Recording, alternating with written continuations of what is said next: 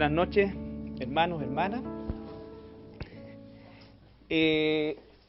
Ahí está desplegado lo que hemos visto hasta el día de hoy, todos los capítulos que hemos tocado acerca del tema de Apocalipsis. Y hace un par de miércoles atrás ya hemos comenzado a hacer un énfasis mayor en los acontecimientos que van a ocurrir en el cielo. ¿Por qué? Porque obviamente son los que la iglesia va a vivir. Recordando que nos hemos enfocado principalmente, aquí los primeros 3 capítulos corresponden al mensaje a las iglesias, y esto es para que nosotros tengamos una panorámica del libro Apocalipsis y nos demos cuenta que los que han tenido la oportunidad de seguir el estudio tienen ya perfectamente una panorámica bastante buena acerca de lo que es y de qué se trata el libro. Los 3 primeros capítulos referidos al mensaje a las iglesias, y a partir del capítulo 4 en adelante prácticamente se trata in extenso estos 7 años que se llaman de tribulación, ¿no es cierto? Y que comienzan después de ¿qué cosa? ¿No es cierto? El rapto o arrebatamiento de la iglesia, y primero que nada el surgimiento del anticristo, ¿no es cierto? Que a continuación firma tratado de paz, ¿no es cierto? ¿Qué es lo que ocurre a continuación de esto? Todo bueno, todo maravilloso. El Desarme, ¿no es cierto? Pero hay 2 eventos que son reconstrucción del templo, muy bien. El templo. ¿Y el otro acontecimiento que tiene que ver con eso? No. Estamos hablando de acá. Que oye, esto no es porque es programa pirata, por si acaso. No estoy como Fernando Vierga. La reconstrucción del templo y el reconocimiento de Israel hacia la persona del anticristo como el Mesías, ¿ya? Porque recuerden que aquí surge como un solucionador, podríamos decir, de carácter político, ¿ya? Que poco a poco va ganando espacio, producto de su inteligencia, su capacidad, todo, pero a poco andar, después de firmar este tratado de paz, inmediatamente, no sé si inmediatamente o en ese periodo, pero se revela su calidad de judío, ¿ya? Y efectivamente, ¿no es cierto?, al lograr esto y al estar de parte de Israel y todo esto, se va a ser reconocido perfectamente o precisamente como el Mesías, ¿ya? También aquí surge el falso profeta, ¿estamos? Y llegamos a los 3,5 años. Aquí comienza, ¿no es cierto?, ya la entronización del anticristo. Aquí, ¿no es cierto?, se rompe el pacto, muy bien. Aquí empieza la Tercera Guerra Mundial también. Recuerden el jinete del caballo rojo. Y van a suceder cosas que todavía no las hemos visto, pero que son las 7 trompetas, las 7 copas, los 7 truenos, en fin. Y una serie de otros acontecimientos que van a... como en el regimiento. 7 trompetas, 7 copas, 7 truenos, ¿no es cierto? Y va a terminar o se va a acercar hacia un evento que es una batalla que se llama Armagedón, y se llama Armagedón porque el lugar se llama Armagedón, ¿ya? O el Valle del Megido. Entonces termina este periodo de 7 años ¿con qué termina? Con la segunda venida, ¿no es cierto? Que es el regreso en gloria de Jesús. ¿Ya? Entonces, y acá va a pasar un periodo de tiempo y va a comenzar el milenio, que es la 7ª dispensación que corresponde al Shabbat o al descanso de la tierra. ¿Ya? Entonces, yo creo que la gran mayoría, y espero que todos los que hemos seguido este estudio a lo largo del tiempo, ya podemos tener esta imagen que es de verdad un gran avance en relación al grueso de lo que llamamos hoy día mundo cristiano.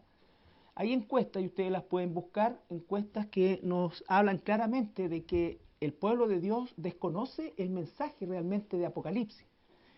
Mucho pueblo de Dios lo relaciona con lo que el mundo lo relaciona, como cataclismos, catástrofes, todo, ¿no es cierto? Pero no sabe explicar, no tiene una cronología, ni entiende el propósito de todo lo que sucede. Y sobre todo, muchos de ellos se ven como parte de este proceso. Entonces eso es una realidad. La iglesia ignora el Apocalipsis y es parte también del manejo que Satanás tiene sobre la mente de los cristianos, ¿ya? En el cual les ha puesto también una especie como de velo, o no ha querido que ese velo desaparezca, porque si bien es cierto, el leer la Biblia tiene bendición, por supuesto, cada uno de sus libros, pero el único libro donde especifica que hay una bendición es en el libro de Apocalipsis. Vuelvo a insistir, leer la Biblia completa y todos los libros tienen una bendición. Pero ¿por qué especifica esa bendición? Porque a la audiencia que fue escrito, que somos nosotros, por medio de este libro entenderíamos todo el drama, por decirlo de alguna manera, de la historia humana. Apocalipsis es el resumen de toda la historia humana, y no solamente el resumen de la historia humana, sino que la culminación de esta y la consumación también de la bendita esperanza que todos los santos a lo largo de los siglos han esperado. Entonces nosotros como iglesia somos raptados. Ahora bien, este estudio hemos tratado de hacer un énfasis más marcado en los acontecimientos que ocurren en esa misma época, pero no en la tierra, sino que en el cielo. Entonces tendríamos nosotros que, obviamente, el rapto, el encuentro con nuestro Señor Jesucristo en las nubes del cielo, es el primer gran evento. Después de eso, ¿qué vendría? El tribunal, ¿no es cierto? El tribunal de Cristo. El tribunal de Cristo, recuérdelo siempre, siempre, no tiene que ver con salvación o perdición. Ya somos salvos. Pero en este tribunal van a haber ganancias y van a haber pérdidas. La semana antepasada vimos las coronas, ¿no es cierto? Por así decirlo, que podrían llamarse ganancias. Las ganancias y pérdidas. Después del tribunal de Cristo, las bodas del Cordero, ¿no es cierto? Que es lo que vamos a ver hoy día. Y después de las bodas del Cordero, el regreso con Cristo. ¿Ya? Entonces, más o menos, esos son los 4 eventos que no podríamos decir esto ocurre aquí, esto ocurre allá, pero si pudiésemos hacer nosotros un acercamiento, diríamos que después del rapto, a poco andar, va a ocurrir el tribunal de Cristo. Y las bodas del Cordero van a estar más bien cargaditas al 7º año, porque inmediatamente después de las bodas del Cordero, la Biblia hace alusión a la segunda venida, el jinete en el caballo blanco, ¿no es cierto?, con el nombre en el muslo, y todo lo que se ratifica con la segunda venida de Jesucristo, ¿ya? Pero en rigor este es el orden: rapto, tribunal de Cristo, bodas del Cordero, segunda venida, ¿ya? Y en la tierra, rapto, surgimiento del anticristo, tratado de paz, reconstrucción del templo, reconocimiento de como Mesías por parte de Israel, el surgimiento también del falso profeta, 3,5 años, rompimiento del pacto, guerra de Gog y Magog, ¿no es cierto?, que se declara como la tercera guerra mundial. Después van a venir un periodo convulsionado de las 7 trompetas, las 7 copas, las 7 truenos, que va a estar enmarcado también dentro de las sucesivas apariciones del jinete caballo rojo, negro y amarillo, ¿ya?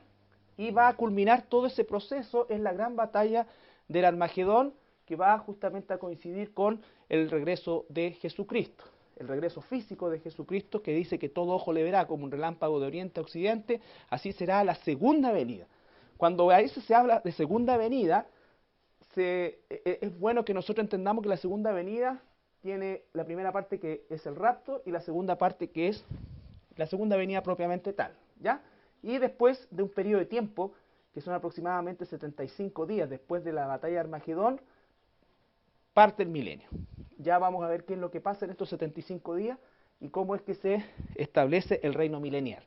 Entonces hemos tratado en este estudio, o en esta serie de estudios, de darle un énfasis principalmente a lo que está pasando arriba con nosotros. Por eso es que ocupamos 3 miércoles, por ejemplo, en el tema del tribunal de Cristo, otra cantidad de miércoles en lo que es el tema del rapto, y quizás, porque no dice mucho tampoco, algo acerca hoy día o el próximo miércoles, ¿no es cierto?, sobre las bodas del Cordero.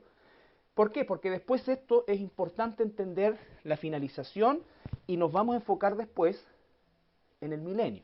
Porque también hay confusión respecto a esto, hay desconocimiento, y obviamente para poder entender el milenio tengo que entender mucho de la Escritura, pero por lo menos con lo que hemos ido avanzando ya tenemos una plataforma bastante mejor para entender el milenio. ¿Y por qué estudiamos el milenio? Porque es también lo que vamos a vivir nosotros.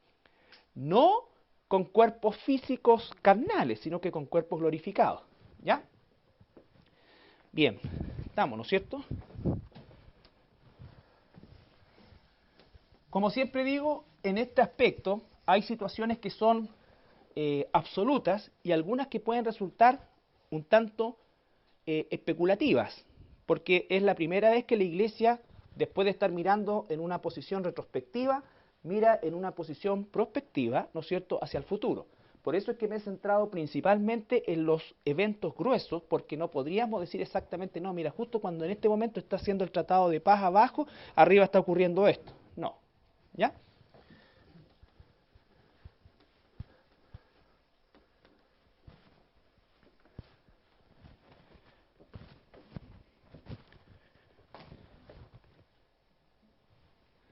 Ya, entonces, las bodas del Cordero.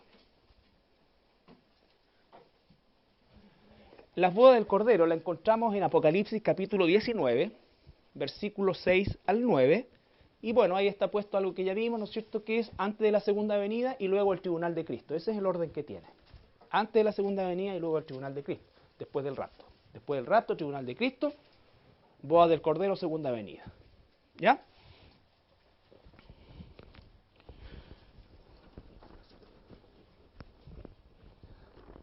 ¿Alguien quisiera leer?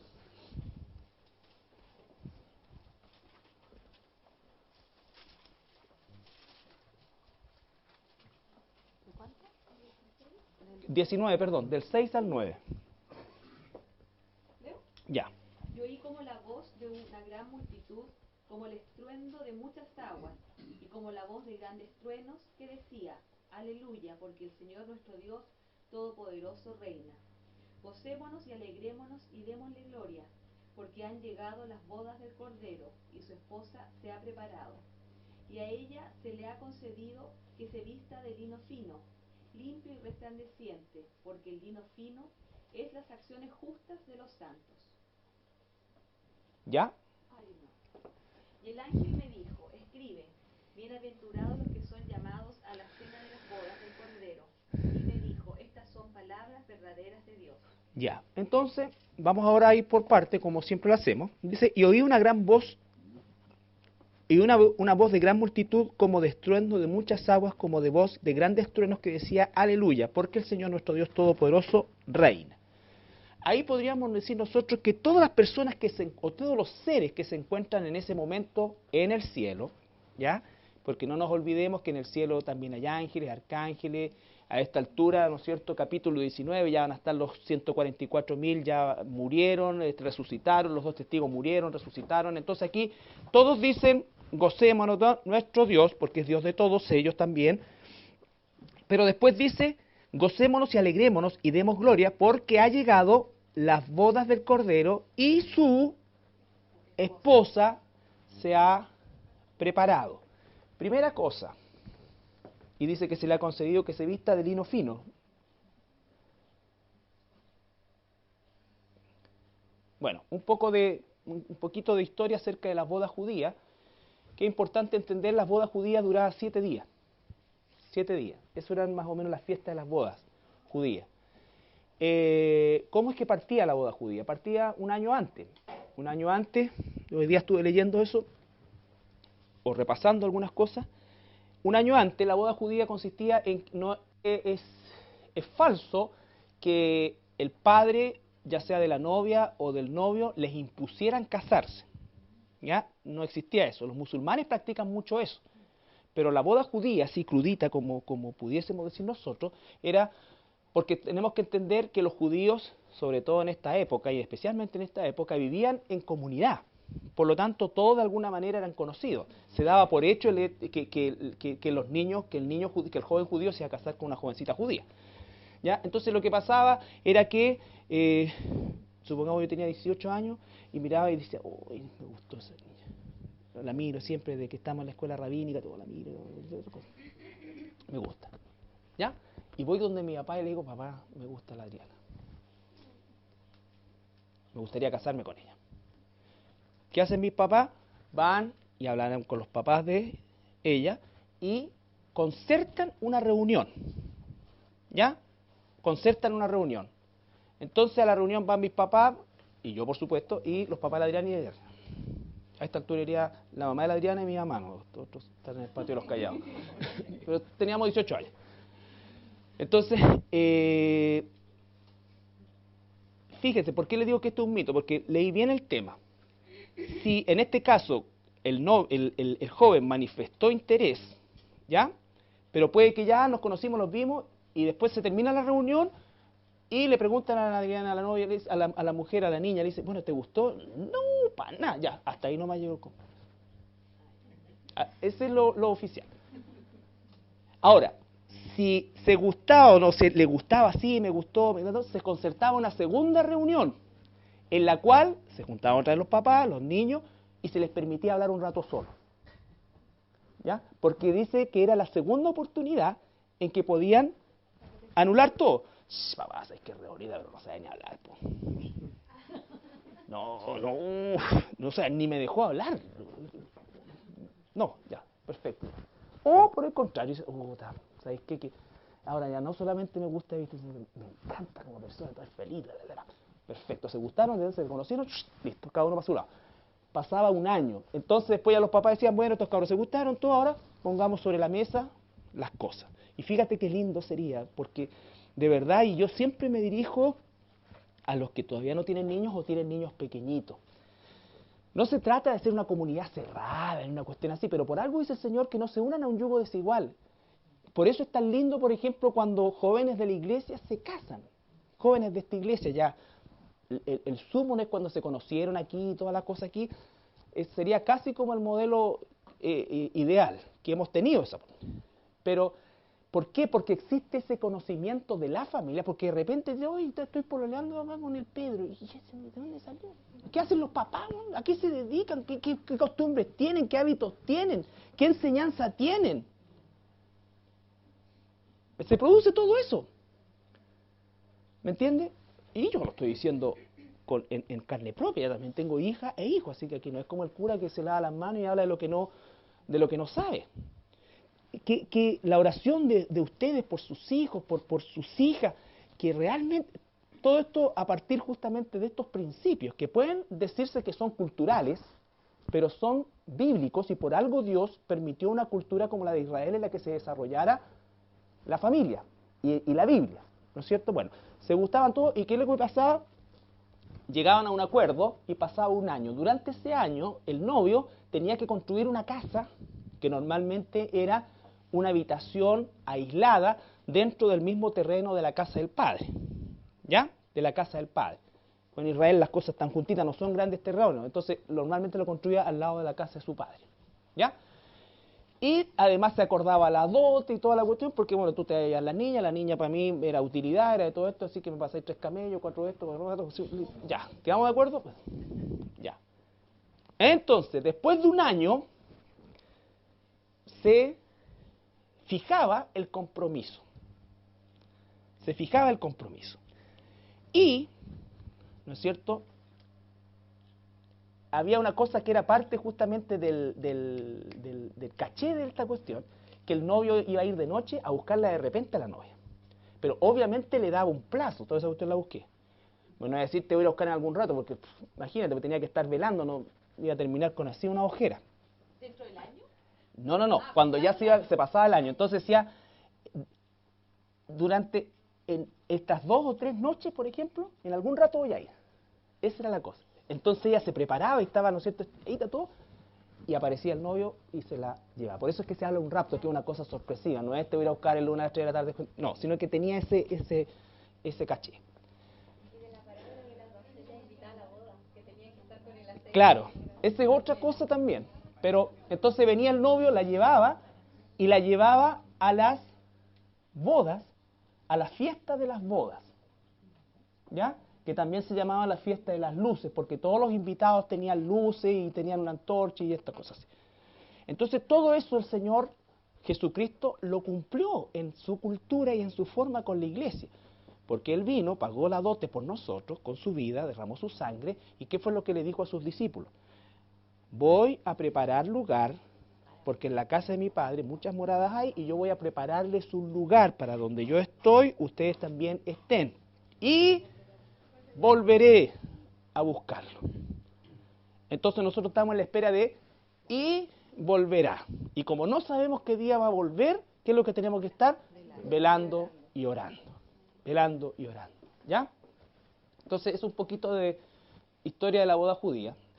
Hay otras versiones, ya pueden encontrar algunos que aquí, que allá, que esto, pero más o menos de lo que encontré que era se repetía eran como estos puntos, ¿ya? Pero lo importante es que ver qué maravilloso es. Bueno, y ahí empezaban los 7 días de celebraciones. Los 7 días de celebración. Entonces, estas bodas del Cordero, obviamente, el novio es Jesús, el Cordero de Dios que quita el pecado del mundo. Efesios 5, perdón, 1 Mateo 9:15.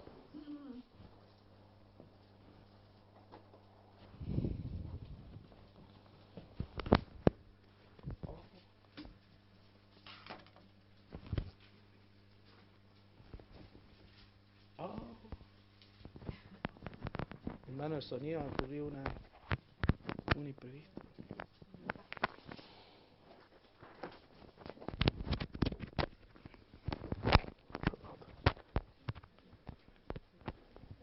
He roto el gancho. Porque tendría que haber dicho se rompió el gancho, pero no, lo rompí yo.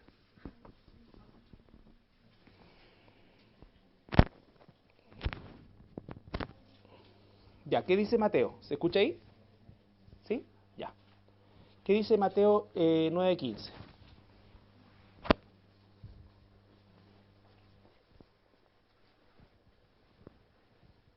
Jesús les dijo, ¿acaso pueden los que están de bodas tener luto entre tanto que el esposo está con ellos?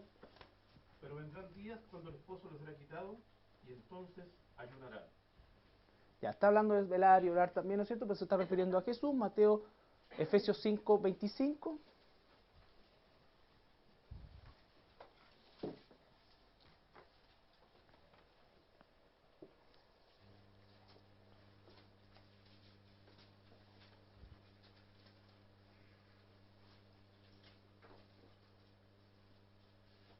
Maridos, amad a vuestras mujeres, así como Cristo amó a la iglesia y se entregó a sí mismo por ella. Y perfecto, ¿no es cierto? Y el siguiente versículo, perdón. Habiéndola. Para santificarla, habiéndola purificado en el lavamiento del agua por la palabra. Ya. Entonces, el novio es Jesús, ¿no es cierto? El Cordero, son sus bodas. La novia es la iglesia. Primero vamos a ver Isaías 62:5.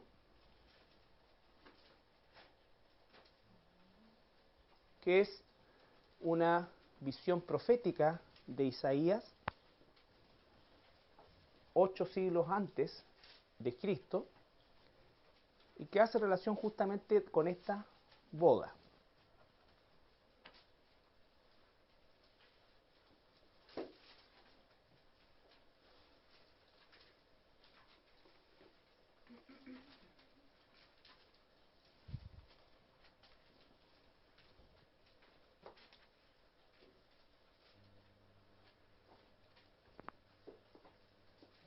Pues como el joven se desposa con la virgen, se desposarán contigo tus hijos, y como el gozo del esposo con la esposa, así gozará contigo el Dios tuyo. Ya, entonces dice, habla de hijos, y recuerden que nosotros somos hijos de Dios, y normalmente la nación de Israel se conoce como el pueblo de Dios. Nosotros, a todos los que le recibieron, los que creen en su nombre, se les dio la potestad de ser hechos hijos de Dios. Por supuesto que Israel es pueblo y nosotros también somos pueblo, pero estamos haciendo una instancia y un acercamiento a lo que Isaías está hablando justamente sobre este evento que todavía no ocurre. Esto es el futuro para nosotros, ¿ya? Y 2 Corintios 11:2.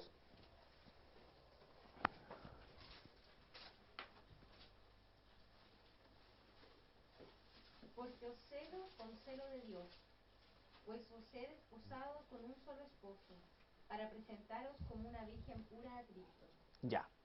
Entonces, tenemos claridad cuándo va a ocurrir esto, después del tribunal de Cristo. ¿Quién es el esposo? Jesús. ¿Quién es la esposa? La iglesia. La iglesia. Porque vamos a hablar también de los invitados. De los invitados, y vamos a hablar de Juan capítulo 3, versículos 22 al 30. Recuerda que Apocalipsis 19, busquen mientras tanto Juan, pero Apocalipsis 19,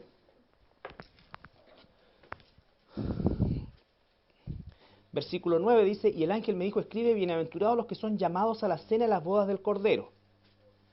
Y me dijo, estas son palabras verdaderas de Dios. Los que son llamados o invitados a las bodas, a la cena de las bodas del Cordero.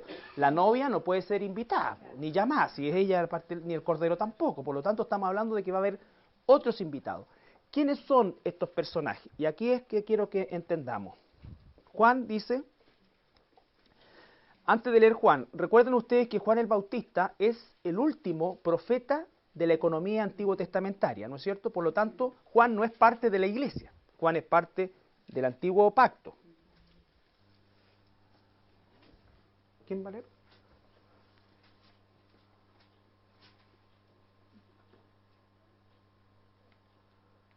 Después de esto, vino Jesús con sus discípulos a la tierra de Judea, y estuvo allí con ellos y bautizaba. Juan bautizaba también en Enón, junto a Salim, porque había allí muchas aguas, y venían y eran bautizados, porque Juan no había sido aún encarcelado. Entonces hubo discusiones de los discípulos de Juan y los judíos acerca de la purificación. Y vinieron a Juan y le dijeron, Rabí, mira que él estaba contigo al otro lado del Jordán, de quien tú diste testimonio, bautiza y todos vienen a él. Respondió Juan y dijo, no puede el hombre recibir nada si no le fuere dado del cielo. Vosotros mismos me sois testigos de que dije, yo no soy el Cristo, sino que soy enviado delante de él. El que tiene la esposa es el esposo, mas el amigo del esposo, que está a su lado y le oye, se goza grandemente de la voz del esposo. Así pues, mi gozo está cumplido. Es necesario que él crezca, pero que yo mengue.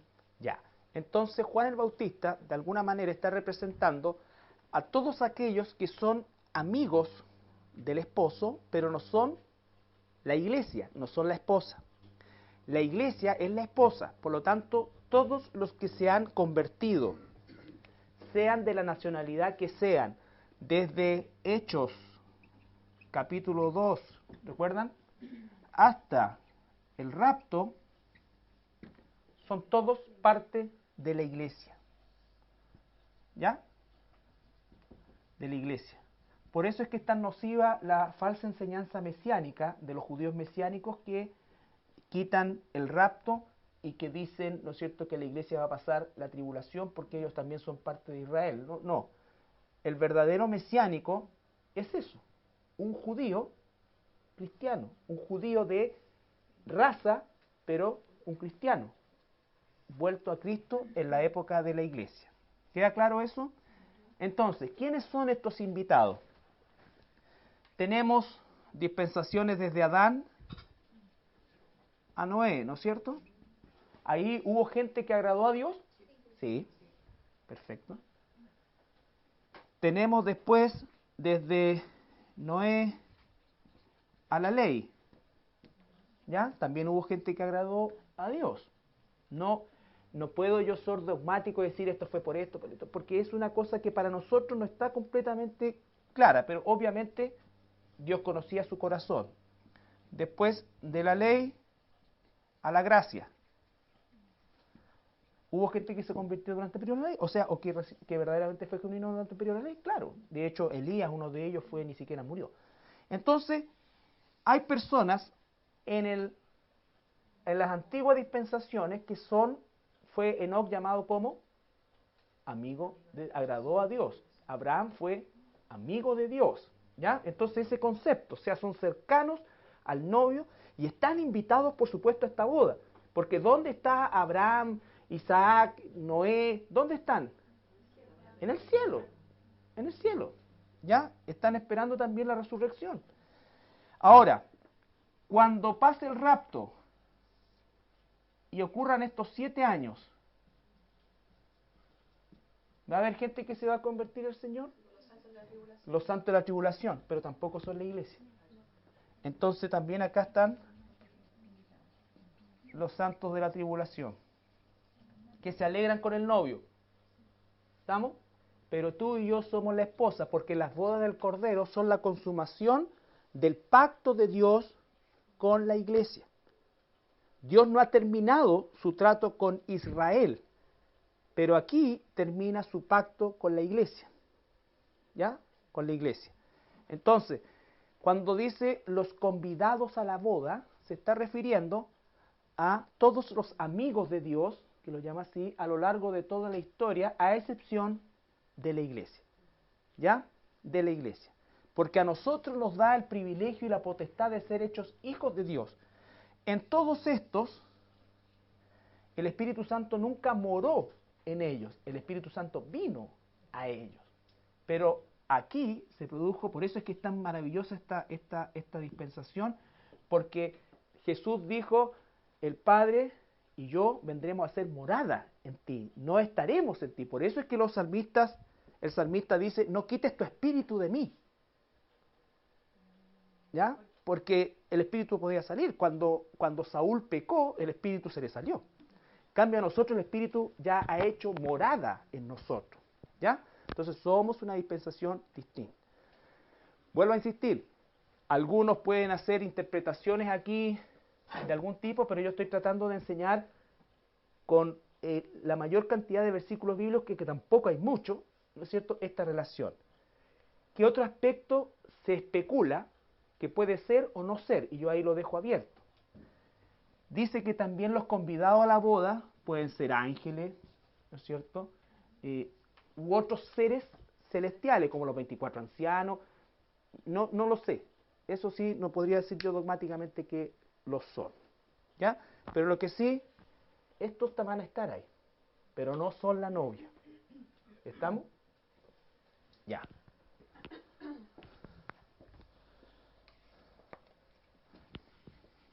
Uy, ustedes venían bien muy clarito, porque en la tarde me costó, fue un parto con force.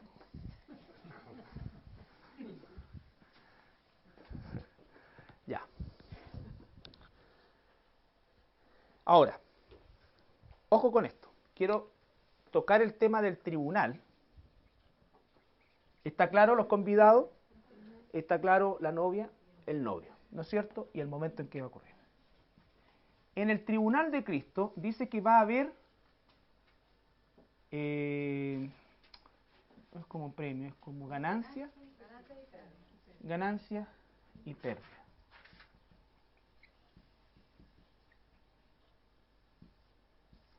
Vamos a ir a la Biblia, al libro de Mateo, capítulo 13. A ver. Para que entendamos, porque hablamos acerca de la ganancia, ¿no es cierto? Las coronas, corona de gozo, corona de vida, corona de gloria, en fin. Mateo capítulo 8.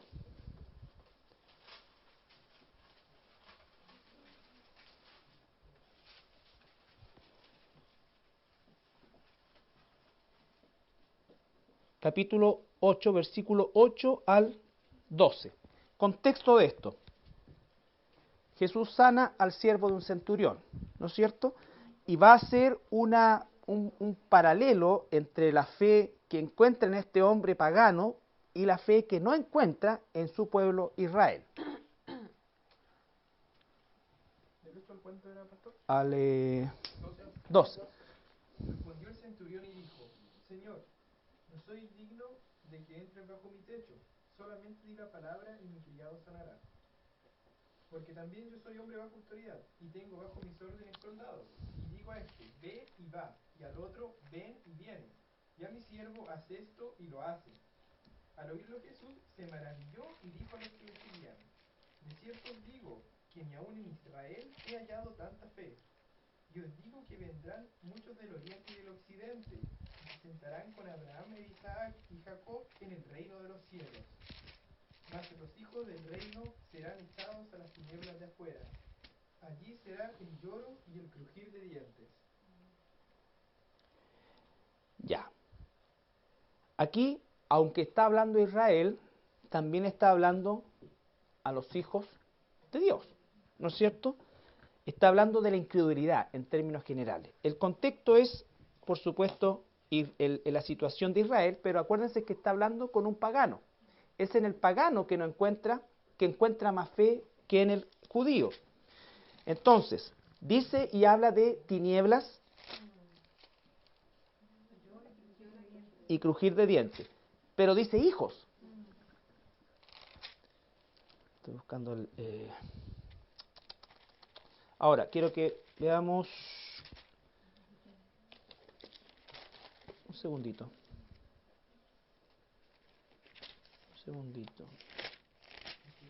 Mientras tanto puede ir una propaganda.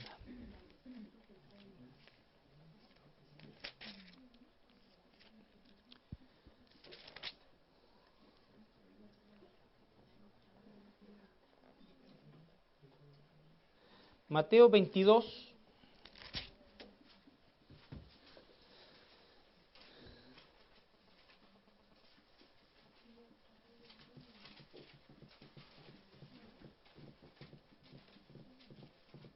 Mateo 22, 1 y 2 primero.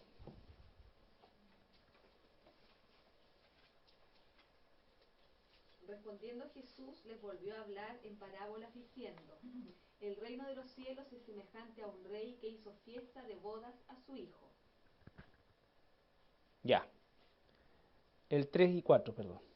Y envió a sus siervos a llamar a los convidados a las bodas, mas estos no quisieron venir. Ya, entonces vamos a tener otro grupo de convidados que no quieren ir. ¿Ya? ¿Cuatro? No, salta al 8, porque ahí habla del rechazo y todo, pero salta al 8. Entonces dijo a sus siervos: las bodas a la verdad están preparadas, mas los que fueron convidados no eran dignos. Id pues a las salidas de los caminos y llamad a las bodas a cuantos halléis. ¿Sí, no? Sí.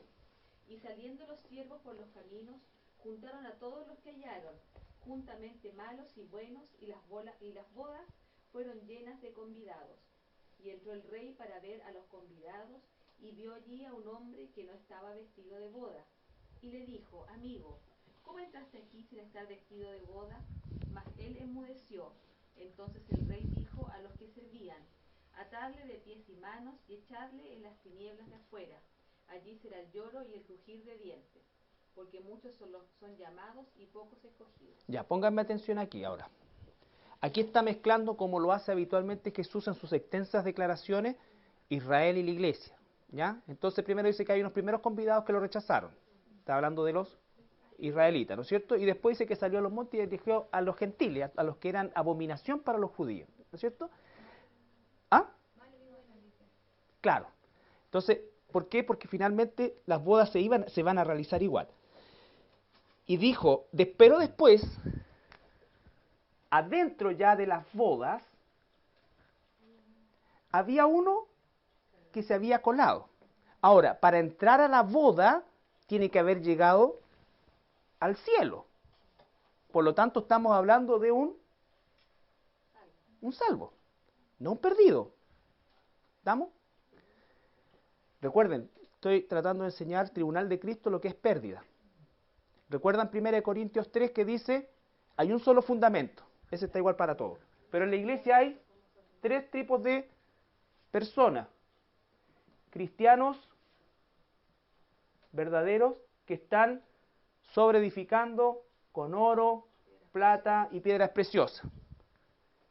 Después tenemos cristianos verdaderos que están edificando con madera, heno y hojarasca. Y tenemos cizaña que parece cristiano pero no lo es. ¿Cierto? Esa es la realidad de la iglesia. Que no es salvo. Que no son salvos. El último, ya. Claro. Por eso digo, cizaña que no son salvos. Que son el Señor las va a sacar en el rapto, los va a sacar. ¿Ya? No son cristianos. Por lo tanto dice que este que apareció aquí, primero explica cómo Israel rechaza la invitación y la iglesia después es injertada, casi por obligación, producto del rechazo de Israel, pero todo eso es parte del plan de Dios. Ahora, este que se quedó, este que estaba aquí adentro, ¿cómo estaba? No estaba adecuadamente vestido, porque la iglesia, blanca, lino fino, estiradita, ¿no es cierto?, sin mancha, obrero aprobado que no tiene que avergonzarse. Estos van a ser la gran multitud de cristianos que siendo cristianos, ¿ya? Siendo cristianos, vivieron mucha de su vida como paganos o construyeron o sobreedificaron oro, plata, hojarasca. No, por eso hicimos tan importante el propósito tan importante de entender qué es lo que es para Dios oro, piedra preciosa y plata. Porque la gran masa del cuerpo de Cristo hoy día está construyendo sobre madera, heno y hojarasca. Porque no se están queriendo parecer a Jesús, están buscando otras cosas. No estoy diciendo que no son cristianos, lo que estoy diciendo es que la confusión que hay hace que estén construyendo sobre madera, heno y hojarasca. Se van por las señales, se van por esto. No hay esa transformación, porque ya dijimos que el tribunal de Cristo va a consistir en parar al lado una foto tamaño natural de Jesús y nosotros, ¿cuánto nos parecemos a Él en su carácter? Ese es el tribunal. Entonces, porque finalmente después dice, muchos son los llamados, pero van a ser pocos los escogidos para entrar aquí. ¿Dónde sale el versículo ese de las hojarascas y ¿en qué parte sale? ¿En qué parte sale? Porque ¿Qué parte sale? Esos son los versículos que tenemos que memorizar. donde dice de que algunos... ¿Primera o segunda? ¿Segundo Corintios? No. Primera de Corintios, capítulo 3, versículo, puede tomarlo desde el 5 en adelante, o del 3 en adelante. ¿Se entiende? Esta es una interpretación. Ustedes pueden encontrar otras interpretaciones. No hay muchas más. Hay algunas que no vale la pena examinar porque son verdaderamente faltas total de piso bíblico. Perdón, pero aquí dice, en ese versículo, si la obra de alguno se quemare, él sufrirá pérdida. Si bien él mismo será salvo, aunque así como por fuego. Ahí ya no estaría diciendo lo que estamos hablando ahí de los segundos. A ver, me explico. En la iglesia hay cristianos que están construyendo sobre oro, plata y piedras preciosas. Son salvos. Hay cristianos que también son salvos, pero no están construyendo sobre plata, sino que madera, heno y hojarasca. Cuando se presenten al tribunal de Cristo, eso se va a quemar. Pero van a pasar. Claro, pero no van a pasar a las bodas. Eso es la gente, porque el lloro y el crujir de dientes viene justamente de la cultura hebrea, del matrimonio hebreo, que cuando pillaban un colado en la fiesta lo echaban para afuera, y afuera frío y oscuridad. Esas eran las tinieblas de afuera, porque adentro también, por eso dije que se llamaba la fiesta de las luces muchas veces. ¿Por qué? Porque estaba todo iluminado. Entonces van a haber cristianos que van a quedar fuera de las bodas del Cordero, y por eso es que estoy hablando del concepto de pérdida, para que tú, yo, ni nadie tome esto a la chacota, porque Dios es justo. Dios no va a dar el mismo tratamiento a los fieles como a los infieles. No estoy hablando de perdido. El perdido, perdido está.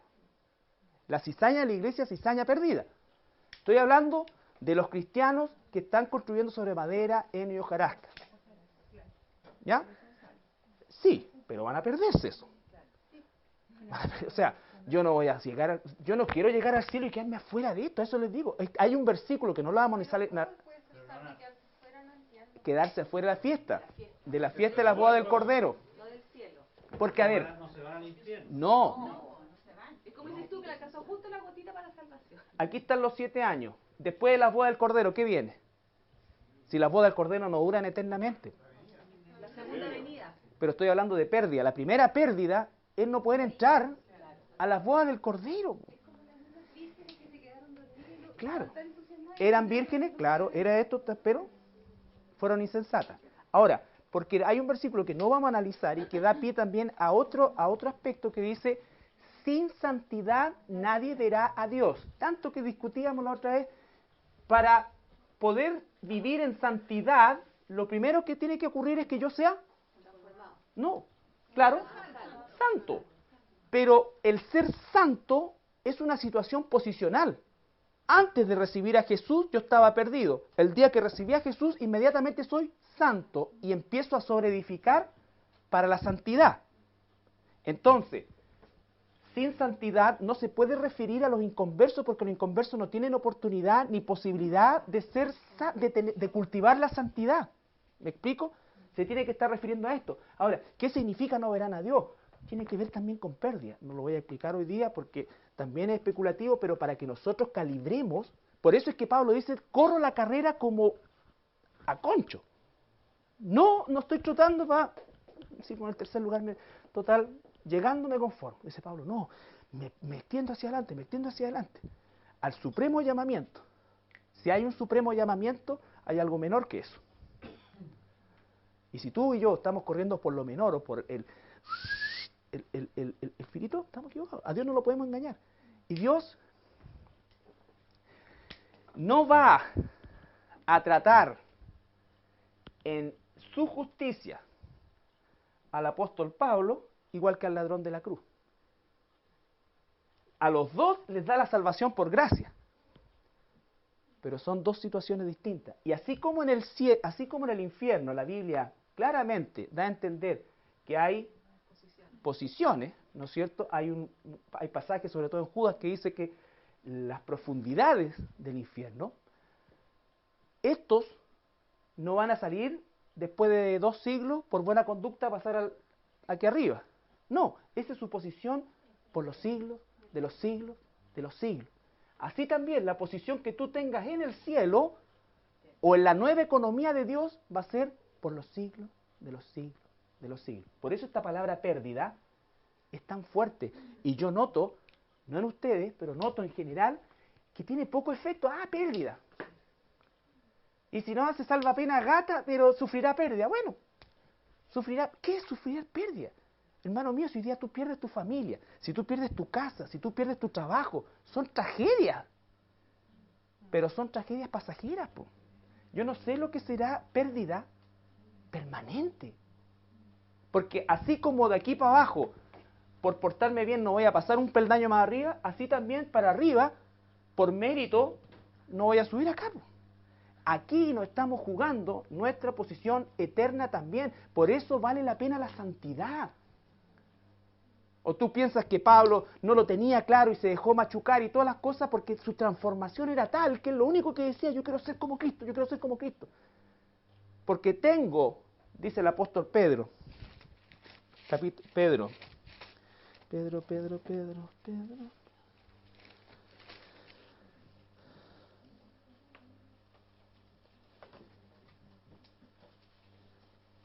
Capítulo 1 de Primera de Pedro, versículo 3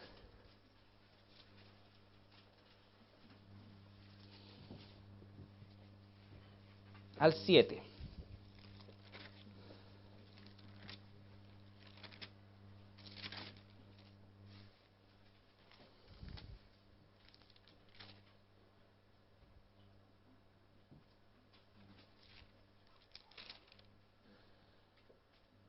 Bendito el Dios y Padre de nuestro Señor Jesucristo, que según su grande misericordia nos hizo renacer para una esperanza viva por la resurrección de Jesucristo de los muertos, para una herencia incorruptible, incontaminada e inmarcesible, reservada en los cielos para vosotros, que sois guardados por el poder de Dios mediante la fe, para alcanzar la salvación que está preparada para ser manifestada en los tiempos postreros. Todo eso está preparado para los hijos de Dios. pero no todos van a alcanzar eso. ¿Por qué? Y aquí abajo viene la diferencia. En lo cual vosotros os alegráis, aunque ahora, por un poco de tiempo, si es necesario, tengáis que ser afligidos en diversas pruebas, para que sometida a prueba vuestra Tenemos que ser sometidos a prueba. Si no va a haber una diferencia arriba, ¿para qué nos somete a prueba? O sea, sería un Dios macabro, po. Si Él está colocando las pruebas porque el deseo es que nosotros, ¿qué cosa? Aprobemos. ¿Qué te pasa a ti cuando apruebas una materia? Puedes pasar a la siguiente. ¿Qué te pasa cuando apruebas todo? Recibes tu título. Te va fortaleciendo. ¿Y eso qué va haciendo? Va haciendo que yo tenga más de esa herencia incorruptible y inmarcesible que está reservada en los cielos para todos. Pero es en este lugar donde yo construyo eso. ¿Se acuerdan cuando vimos hagan tesoros en el cielo y no en la tierra? ¿Ya? para que sea sometida a prueba vuestra fe, mucho más preciosa que el oro, el cual, aunque perecedero, se prueba con fuego, sea hallada en alabanza, gloria y honra cuando sea manifestado Jesucristo. Eso es, que nuestra fe sea hallada en alabanza, gloria. ¿Pero qué es alabanza, gloria, esto? Para Dios. No que me pille cantando una canción cristiana, sino que cuán transformado estoy a la imagen de Cristo, el primogénito de la nueva creación. ¿Ya? Quería hacer esa pequeña que nos faltó del concepto del tribunal de Cristo en lo que es la relación a pérdida. Puede que mi interpretación no sea todo lo correcta posible. Estoy sujeto a equivocación y puede ser alguien que traiga una luz, pero con versículos bíblicos más profundos, que ya sea que ratifique esto o modifique algo de esto. Pero lo que no va a modificar es que el concepto de ganancia y pérdida son gigantescamente importantes para nosotros. Y lo que no va a modificar es que la ganancia y la pérdida la empezamos a construir aquí, no allá. Por eso es que vale la pena vivir en santidad, por eso es que luchamos contra el pecado, por eso es que nos abstenemos, dice, el que se abstiene de todo pecado, porque considera los sufrimientos presentes nada en relación a la gloria venidera, a la gloria venidera. Por eso Pablo dice, para mí el vivir es Cristo y el morir es ganancia. Exacto, es ganancia. Pablo lo ve como ganancia, no solamente como me salvé, ganancia. Yo quiero vivir lo más cerca de Jesús posible, o sea, quiero verle bien la cara, quiero, si es posible, estar ahí al lado de Él. Si me va a tocar ser barrendero en el cielo, barrer la casa de Él, pues, no la tuya. Si pues estoy peleando por Jesús, pues, para estar cerca de Jesús, de mi Señor, todo. Entonces, por eso es que nos abstenemos aquí de pecado, aquí luchamos contra el pecado, aquí es donde hacemos justo, aquí es donde hacemos sacrificio, aquí es donde tú te vienes a instruir después de haber tenido todo un día de trabajo, tener toda esta cosa acá, y otros se quedaron viendo la final del partido, ¿no es cierto? Son opciones que toman. Ojalá que el rapto no sea hoy día en la noche. No. ¿Ya? Bueno.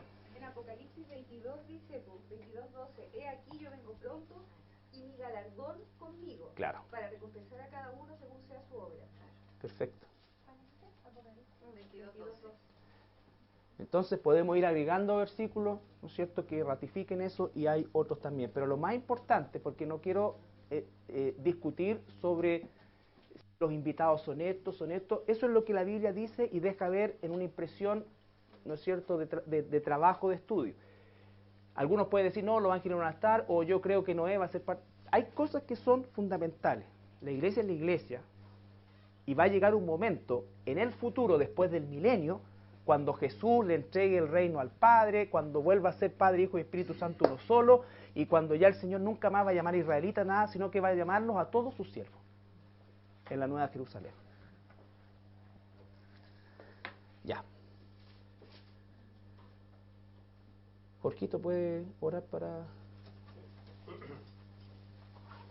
Padre nuestro, Señor, que estás en el cielo, gracias, Señor, te damos una vez más, Señor, por tenernos reunidos, Señor. Gracias por este estudio, Padre, que cada vez, Señor, nos invita más, Señor, a mirar a ti, Señor, a los ojos, serte fiel, Señor, Sí, Señor. a vivir en santidad, Señor, porque tal como lo veíamos hoy día, Señor, las pérdidas son cuantiosas, Señor, y solamente queremos estar contigo, Señor. Ayúdanos, Señor,